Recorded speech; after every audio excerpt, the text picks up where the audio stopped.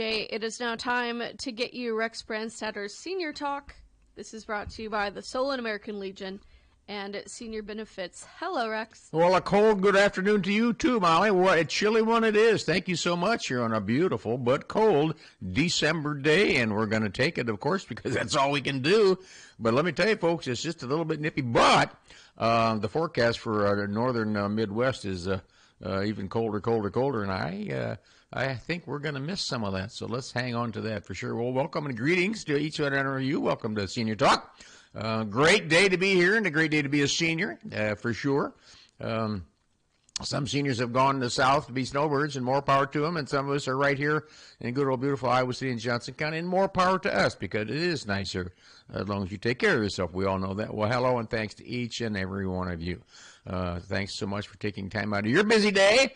So for you seniors and your senior gonna-bees, see what we can do. And I do know this. I do know that several young people do listen. I'm talking in the late 20s and 30s and 40s and 50s for sure. I do know that. So thank you so much for taking time out of your day. That maybe I can bring some things to the table that might help you, because you've got what's called you've got a pretty good time value here to go forward. If you come across an idea, you've got a lot of time to implement it for sure. Oh, well, I'll do my best every week to bring some things that might cover important aspects of being or becoming a senior, and we'll have a little time for some history and some fun things as well. So I suggest, can't tell you what to do. I never do that. I can't tell my wife what to do. But why I suggest you pull up a chair and grab a sandwich and a nice cold root beer, and let's see what we can cook up. Well, my name is Rex Branstatter. I'm a 76-year-old real estate broker, and I work mostly with seniors. And I have for a long, long time. That's why I'm here on Senior Talk, because I deal with seniors and their special ideas that they have and thoughts, and they've lived in your home for so many years and decades maybe, and I can relate to that because not only because of my age, but because of my experience helping seniors. And that's what I do. I work with seniors. I work with the seniors and their families. Sometimes it's just the families because the seniors might not be able to make some decisions, so we sit down and talk real estate with them too. I deal with administrators and executives of estates a lot. I deal with trust departments of banks call me, attorneys call me, CPAs call me and say, Mr. Smith is considering this, or Mrs. Smith just passed away. Can you help the bank here with the properties and things like that? That's what I do. So if you're in any of those categories, give me a call. One category you could be in for sure, whether you're not feeling too good or you're feeling like $1 million, is you should know what the value of your property is. And you can do that by checking what maybe some houses in your neighborhood have sold for. You can go online and kind of figure out what other properties have sold for in your area recently, with at least within the last year. You can do lots of things like that, but you should all have an idea of the value of your property, and I can help you with that for free. You can give me a call anytime on my senior line, which is 319-330-5534. 330-5534, and I'm not going to call you unless you call me. I've got plenty of things to do, so I'm not going to sit around and call you back 10 times. That's not the way I do it. Give me a call and we'll talk. All right.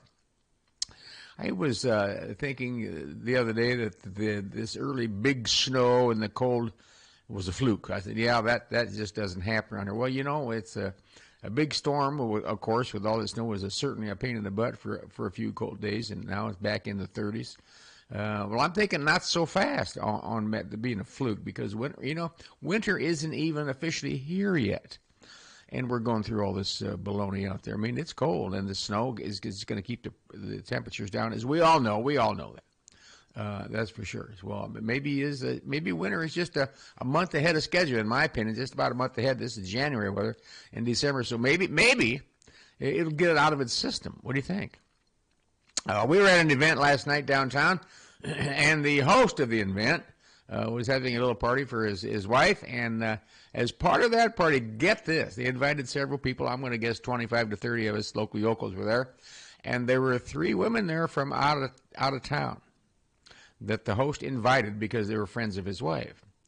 Well, they invited, and they came here. They flew in from Hawaii. And so I was talking to one of them, and I said, well, how long have you lived in Hawaii? She said, 50 years. She said, I'm actually from the Midwest. I don't know where, but I'm from the Midwest. And she said, I visited Hawaii. I lived on Oahu for 10 years, and I've been on a big island for 40 years. And I said, well, this is exactly why you left the Midwest. She goes, oh, my God, I wasn't here 10 minutes, and I knew exactly why I left the Midwest. I said, well, welcome to Iowa here. It is what it is. We just put up with here. We just dress warm and do what we can. So she says, more power to it. But she says, this is a shock. I got off the plane, and I didn't really have much of a coat, you know. So last night, I don't know. I think they're going to be in Iowa City today and tomorrow. Maybe we can go back to good old Hawaii, for gosh sake. Wow.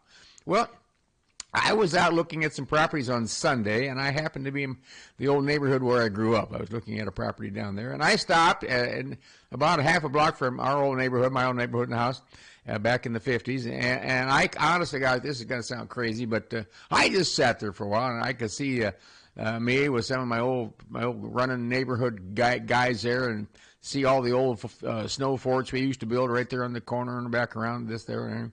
Kind of remembered some of the famous snowball fights we had, and it was just kind of fun. It's just all in my Walter Mitty imagination, of course, but those things did happen, and I just took them, since I was there, took a minute. As we seniors seem to have plenty of time on our hands sometimes. I sat there and did, well, how about you? I got to think, well, how about listeners of Senior Talk? Have you ever done that? Have you ever gone to your old neighborhood, whether it's in the middle of summer or the middle of winter or a beautiful fall day, and just sat there? You know, it looks different. You know, the streets are wider now, my old neighborhood. The trees are bigger, and some of the trees are gone, you know. There's still a sycamore tree in the front yard that I planted as part of a Cub Scout project. It's still there, pretty stately. It was a stick about big as a broom handle when my dad and I planted it, for sure. But I thought that was rather a unique and rather fun time of things. We get in such a big hurry to do things we don't maybe take. And I sat there for 10 minutes, had the radio on, the heater on in the car, and I just could see my old friends there. I thought it was quite fun. Actually, I saw a couple cars go by, and while I was sitting there, and well, there goes the cars from the 50s, you know, and stuff like that. Maybe I'm losing. I don't know, but I had fun doing that. So if you have time to do that, you know, I could foresee, or not foresee, I could recall when we used to have a big old sticky snow, and we'd round up all the neighborhood girls that were there, the sisters of my friends. They'd come out. We were always going to build the world's largest snowman. That was it every year. Well, the first one is a big heavy one, and a real sticky snow. His bottom, from his belt down was pretty big, and there it got smaller and smaller because we couldn't lift him very good. You get 4 or 5 guys and a couple of girls there. We could hardly lift those stupid things. So our big plans always went awry. Always end up in a big snowball fight. That's just par for the course for kids, you know. But that was just kind of what we did. Now, more than likely, you grew up and had snowball fights and went sledding and all those fun things. And I got to thinking about that. I was really on one. Our hottest thing for sledding as a kid in Corville was to go to Finkbine Golf Course. And down off the Corville Strip, there weren't many businesses there at the time, but roughly across from Jethro's, across in there, across from the Vine Sports Bar and Tavern, our parents would park the cars there, unload us kids. We'd get our sleds or whatever we had, saucers, and we'd walk across to the south and up the hill, basically on the side of the fourth green, if you ever number 4 and 5, if you ever played out there. Kind of fun. And we'd be there all afternoon, and they'd pick us up, and away we go. And there would be 60, 70, 80 kids over there. Sometimes there'd be some dads there and some older kids, and it was just a great time. And I don't know if kids do that anymore. I did notice some kids sliding down the hill at Brown Deer Golf Course in Corville. They got a really nice hill there with a couple good humps in it, make you go humpty dump, you know, and really wipe. And the feature, of course, is wipe it out and get to the bottom. All those things as a kid. I don't think I want to do that as an adult, because anything could go wrong. You're going to be, what happened to him? Well, he was out sledding and he got run over by another sled. Oh, that's not good.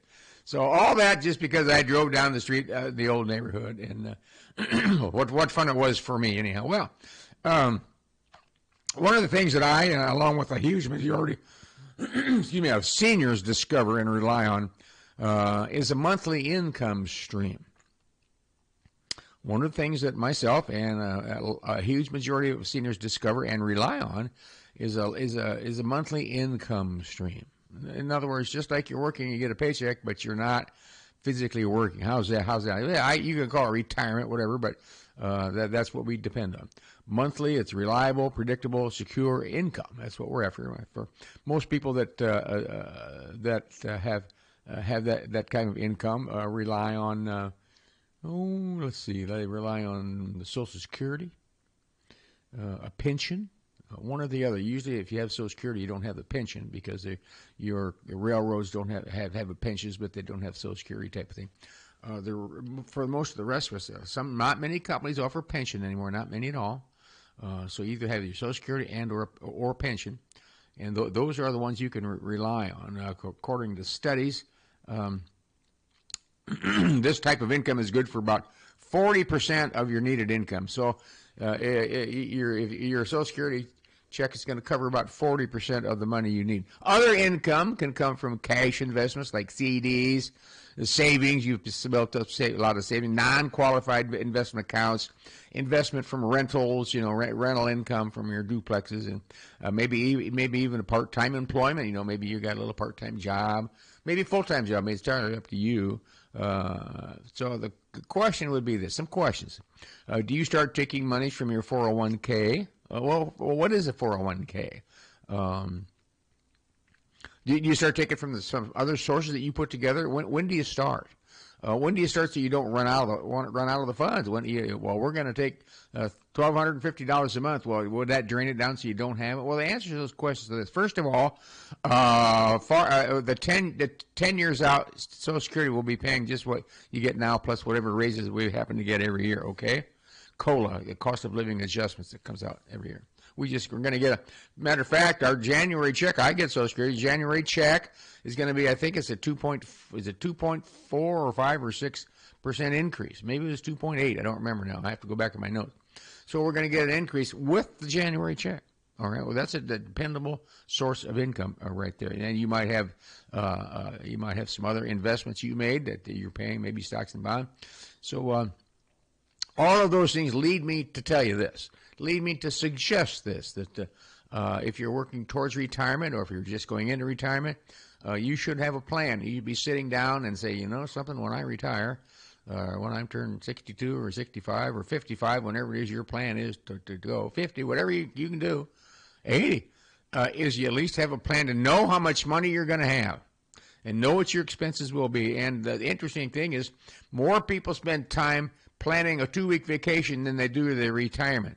Isn't that the truth that comes out in all kinds of studies? More people spend more time planning their 2-week vacation every year than they do worrying about and thinking about their retirement program. So which one do you take first? Do you take money out of your 401k to pay the freight for your living expenses and travel expense, whatever you're going to do? Or do you take Social Security? Do you bank that? Do you take pension funds? Do you take money out of your stocks and bonds? What do you do? In what order? Perfect idea to go talk to your accountant or go talk to a financial planner. Not me, I'm a real estate guy, but I had all these discussions with people as we marched towards retirement, which I haven't done yet. But all those things, I had a plan.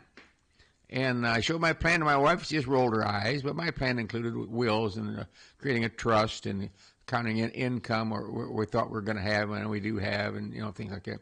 I planned on it. So I knew within reason what we were going to have, for sure. So I hope you're considering. So, well, Rex, I'm 38 years old. Well, that's even better to be starting about a plan. You don't have to worry about the day you're going to retire. Well, I don't want to retire when I'm 63. You don't have to talk about that. But you should have that discussion with a planner, your accountant, someone in the profession of planning things, finances, and set a chart a course for yourself. Because you've got all that, like I mentioned at the top of the show, you've got all that time. Yeah, you do, for sure. Important to get it right. Why go all that time and then goof it up? I know lots and lots of people, my friends who they've asked me, when can I retire? They asked me, how much do you think I'll get for Social Security?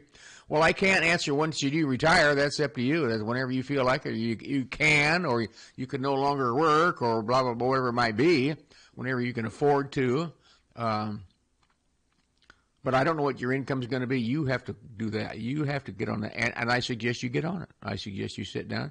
Most people, married couples or living together couples, whatever the situation is, rarely talk about finances because it leads to arguments. Well, you've got to put that aside. You've got to sit down and say, we're 52, and I was thinking about retiring when I'm 65 and leaving the office, the company, and how about you? Well, I'm thinking I'm going to leave when I'm 60, blah, blah, blah. It makes no difference what you do. Just do it right. To maximize all those years you work, maximize it, and don't jeopardize yourself by making some wrong decisions. So take time, sit down, figure it out on when and where your retirement income is going to come from, and will it be there for the rest of your life? Well, it's good for 10 years. My point, well, that might not cover it. Get with it. You worked for over 40 years for this. Now take the time to figure it out. Please go do that. We got a flyer. We got an envelope mailing from a local funeral home with all kinds of questions about funerals, this or that. Have you planned one? Do you plan on planning one? Type of thing. Do you have a will? It's an interesting questionnaire. I've never received one of those from a funeral home before. So we're going to fill it out, send it back, and go meet with that particular funeral home. Now, I'm friends with the owners of both funeral homes here in town, and I've done business with both owners. So one of us will go to one, and heads up to those guys if they're listening. One of the Branstatters will go to one funeral home, and one will go to the other to pay our own respects to those companies for being friends of ours, as long as they're owned by the same people. By the time we go to the Happy Hunting Ground, that's the scoop. So I look forward to filling that. Now that sounds crazy, doesn't it? Oh, I'm not going to fill it out, for God's sakes. That's bad luck. No, it's not bad luck. It's called good planning, because they ask you lots and lots of things on there, and it doesn't. All they're asking for is maybe sit down. It's a sales touch. We call it sales touch. Reaching out, reach out. It's a touch, and maybe set up an appointment with them. Folks, it's going to happen. A matter of who, what, where, and when. Who knows? Well, if you work in an office, maybe you're. Here. I came up with this the other day. I think this is. I'm going to call it profound. How's that sound? Profound, for God's sakes. Even though I thought of it, I think it's fairly profound. And of course, 89% of the world's already thought of it before I did. But here's what I'm thinking about. If you work, and I'm speaking to anyone listening today, if you work in an office or a setting, and there's a finite number, let's just say an office. I'm just going to fish a professional office, and there's 12 of you, or 8 of you, or 14 of you there. And when you're hired, and you've been there a while, or maybe you're just brand new, but your employer, the boss, has said, well, we do have a retirement program, which you kind of rolled your eyes on because you're only 32 or 41 or 29. So retirement doesn't mean much to you, okay? But if he said, yes, we have a financial plan, we have a financial account here for you, we'll set up a financial account. Doesn't that sound better than a retirement fund? It seems like it's 8 million years away. Well, we've got a nice retirement fund here, but they could say we've got a wonderful investment plan here for all of our employees. And your boss can do that. He doesn't have to wait for the governor or anybody else, the president of the United States, or anybody to call him and say, you have to set this up. Your employer could do that. Now, your employer maybe is the boss. Maybe you work side by side with him or he or she, and you're all good friends and things like that. But they are the boss. They're probably writing your checks in order to keep you, in order to make you more whole as not only as an employee but as a person and as a valued employee. They could be setting this up. They honestly, God, could be. Well, we have a 401k. Then I would say, what is it? What you as an employee there say, well, okay, we have a 401k, but I don't even know what that is. So you should know it's part of the tax code. It's part of the IRS tax code, the United States tax code, 401k, section 401k. And he said, well, we put money every month in there for you. You can see on your check we put it into Social Security and the 401k. Your next question should be, well, what is the 401k? Well, okay, where does the money go? Well, we work with Acme stockbrokers here in town, and they buy mutual funds. Oh, okay. If you don't know what a mutual fund is, you can go online and read these things. Maybe you took some classes in high school or college. At least you know what they are. And you could say, oh, in what kind of a mutual fund? Yeah, well, we mostly in this segment or this segment of the economy type of thing. Oh, okay. At least you answer your question, where does that money go? Okay. Another question would be, if I leave here for some reason, or I get fired, or I leave here, who gets that 401k money? Well, those are questions you should be asking, and the answer, of course, is you can take your 401k with you. You work for the Acme company today, and in a month from now, you decide to go over to the Jones company. You can take through paperwork, of course, your 401k can follow you, so it's your money, not your current employers. It's in the pot for you. You own that pot of money, and you get to take it with you, and you can cash it out whenever you want. Remember that if you take it out before a certain time period, it's all taxable. Of course, the government's going to step in this. So I want you to be aware that right now, your employer at the Christmas party or at anything can say, hey, we're going to have sandwiches next Thursday. I want to talk to you about something. Okay, let's do it. We have a 401k set up, or I'm thinking about that. How about we, meaning me, the owner of the company, how about I bring in a financial planner? And if you've got your own plan, more power to you. I'm not trying to step on your toes. But let's bring in a financial planner. I've got a hold of Jane Smith is going to come over, going to talk to me, even going to talk to me, and we're going to sit there and talk about things that we could, as a company, be offering that you could take advantage of. And I don't care if you do, you don't enroll or sign up or become a member or a customer or a client, but I want to expose you to those things. And I don't know how many small businesses do that. Oh, we got a 401k, or go start your own, blah, blah, blah. I think your company could go a long ways to being a real hard-hitting and valuable company to you as employee if they would sit down to take their time to bring that opportunity to you. I just think that'd be wonderful. Let me ask you, you're a senior now, did anybody bring that to you? And the answer, I bet you 95% is no. No. 10% of people have talked to a financial planner. 10% have talked to. I've talked to two, maybe three, just to get a sense of direction, and every one of them had a different.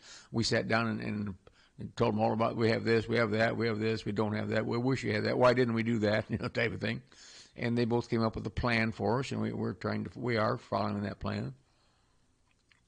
If Rex could keep Rex out of buying, ammunition, guns, car parts for old cars, things like that, I'd probably go. But anyhow, that's what it is. So I'm saying that your company, and if your boss is not there today, but he or she might be maybe worth talking to, just ask them that.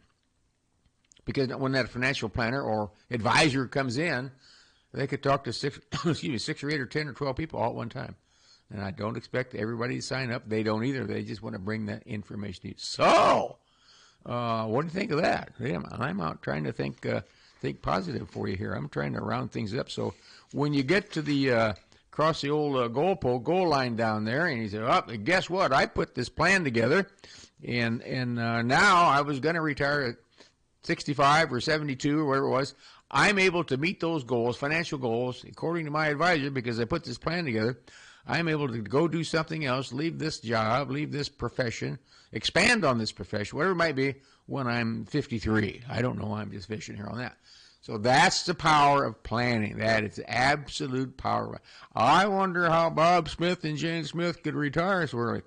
Probably because they did some planning. They both work. One of them worked at this place, one that place. They just had regular jobs, and now they can retire. Folks, they did some planning. More power to them. All right, speaking of financing, and remember, I'm not a financial guy. I can only offer professional real estate advice, according to the only place I have a license.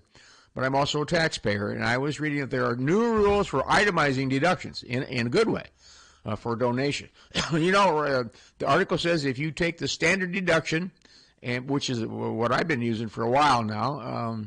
I kind of paid off several mortgages that we had, so I don't have any good deductions, which is not good, but it is what it is. That was the goal. Have some properties, pay them off, and then live a part of the life off the income. But then the penalty you pay is you don't have any interest deductions. So you don't have that. Well, on the other side, you don't have the interest. You don't have the mortgage payment either. So it's kind of a complicated thing. But anyhow, speaking of that, there are some new rules for the standard deduction, by the way, is going to go up. Okay, the standard deduction is going to go up. The article says that if you take the standard deduction and the newly increased standard deduction, you may want to be smart holding off making a deduction to your local charity until January. What? That rule goes into effect for 2026 tax year.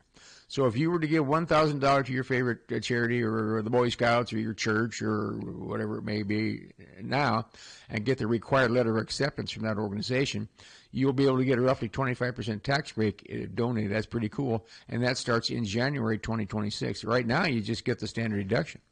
But if you're going to, in January 2026, you're going to be able to give some money and get the deduction and take the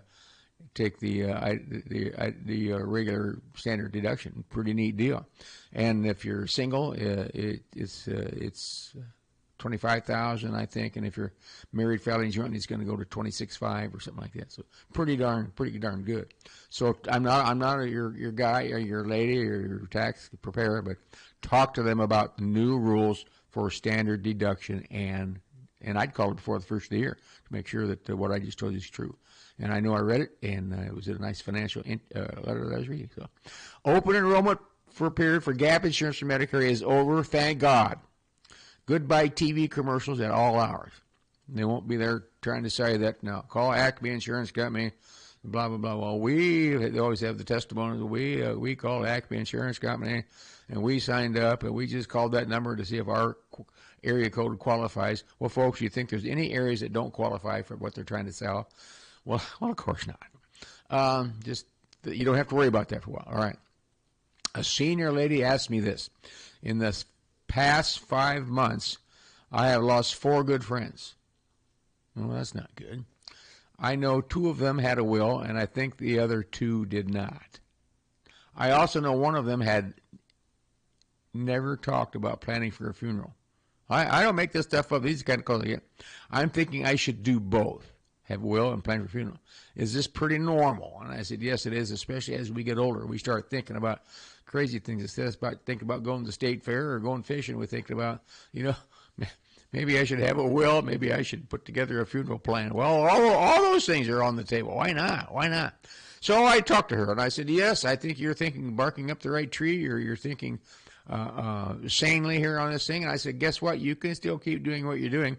Setting up a will is, I'll give you some, you want to call me? I'll give you some names of attorneys that I've used and that sent other people to, and they call me back. I said, you call me back if you like that one or you want another name. And it worked out quite well.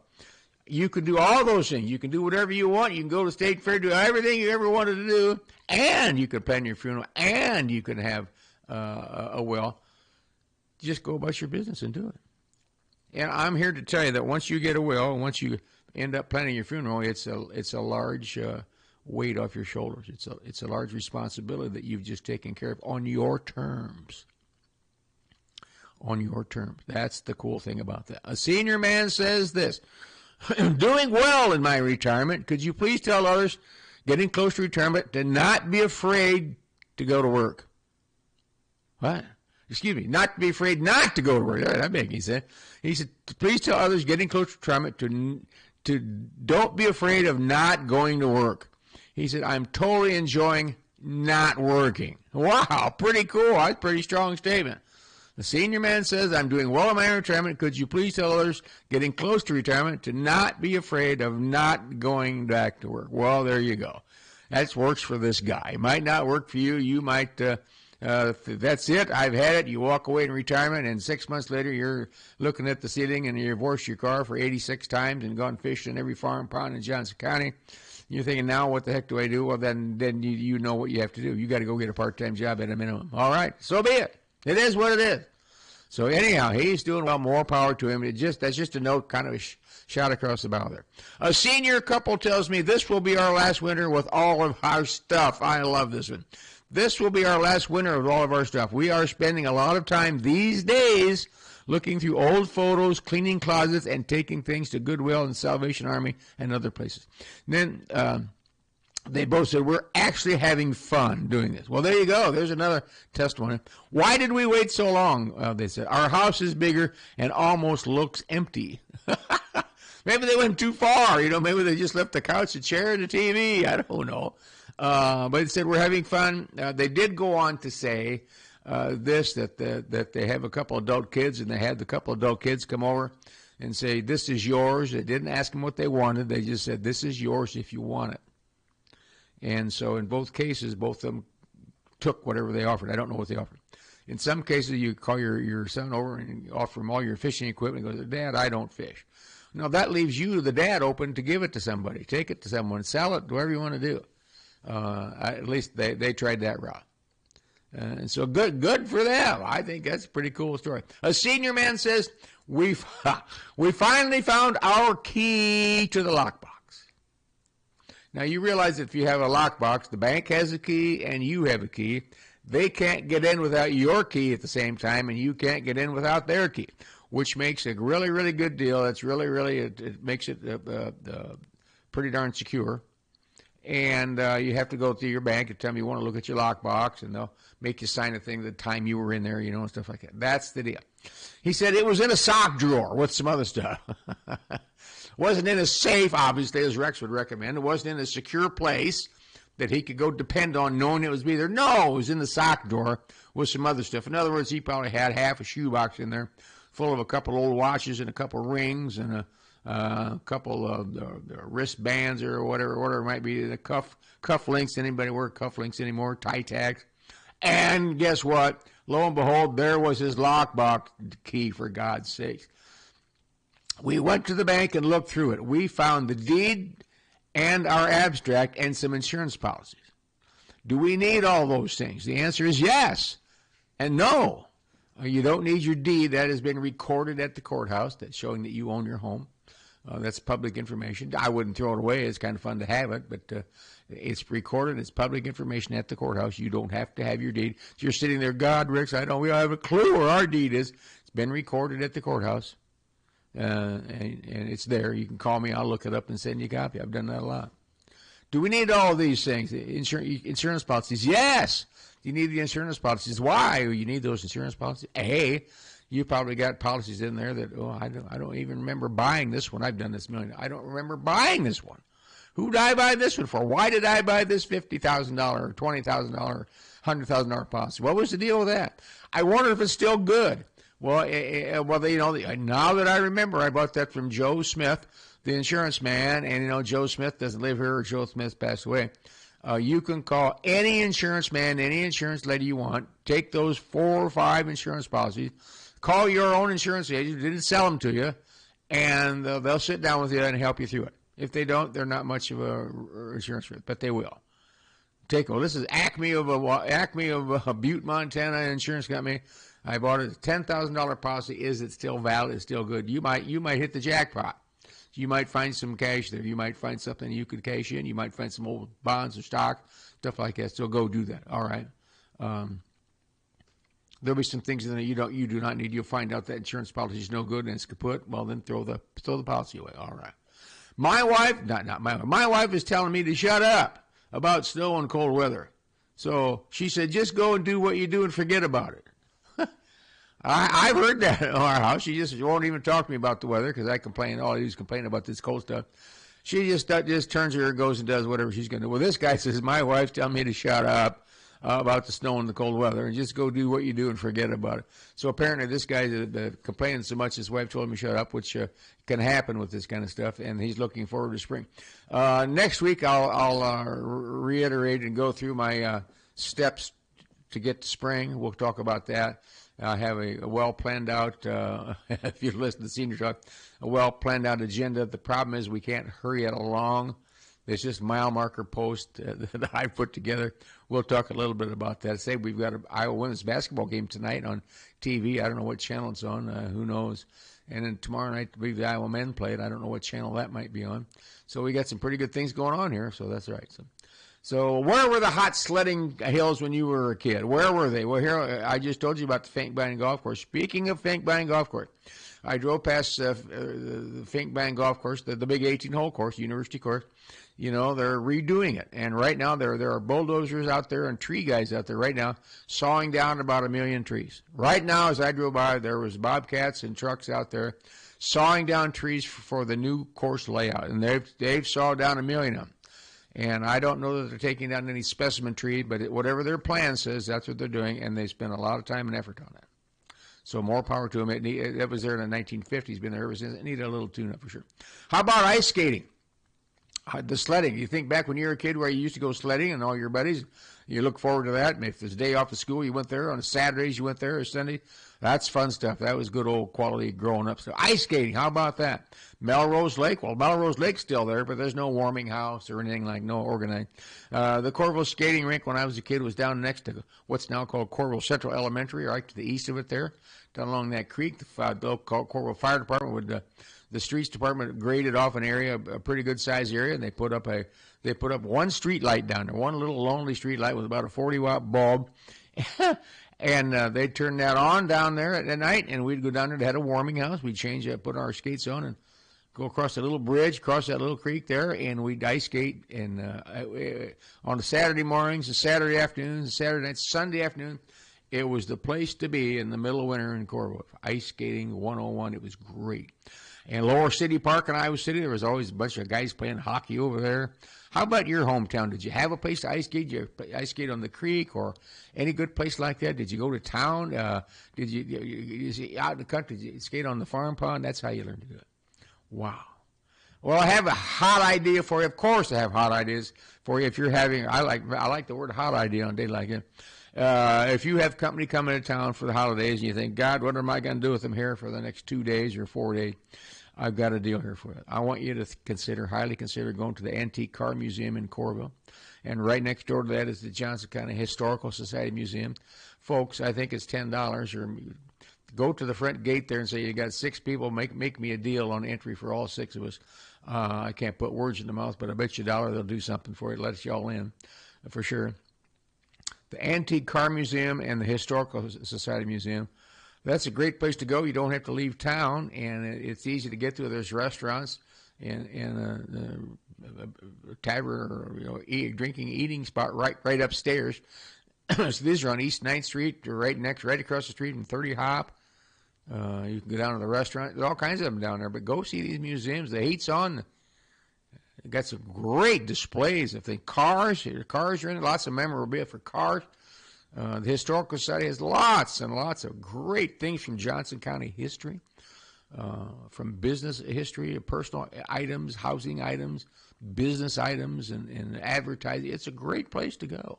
Really, really is. And the other one that you might want to consider is Bird Hall over in McBride Auditorium. You've been to Bird Hall? Now, Bird Hall, we used to go there all the time we were kids. We'd walk from Corville downtown and ride our bikes, and then we'd go through Bird Hall, second floor of McBride Auditorium. All the birds captured from around Iowa and mounted. My brother used to say stuffed are in there. It's free, and I don't know what their hours are during Christmas vacation, but I know the doors of the university building, they are open.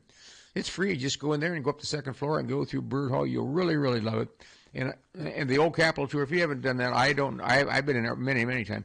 I don't know what the hours for the old Capitol tour are, but those are things right here in town, that you could go do. So I'm trying to help you out. Plus, that gets them out of your house, gets them out of your hair, gets them out of your wife's hair for a while. So that's the scoop. That's what in fact, I might go to a couple of those over the holidays here. I think I will. I'm going to go down to the car museum. I think I'll go to both of them. They're just great places to go. And every time I go, they've got new displays out, or they got a new car. They just got in this family left them a bunch of stuff at the Historical Society. They call themselves the Hysterical Society. So that's a scoop. Go there. You have a lot of fun. You can take your kids there. All ages. It'd be great. Well, excuse me. The greatest secret in life is what? Is that we never know how long we're going to be here. We just wait out and have a clue. So when I mean here, I mean here. Okay? A good friend of mine is late 60s and now has been diagnosed with dementia. Poor guy. It's just, he no clue. I mean here, meaning living with full faculties or living, but without full faculties. Here, you've got to have your faculties. You might be a stroke victim or someone in your family or an accident or dementia. Not good. So do whatever you can while you can.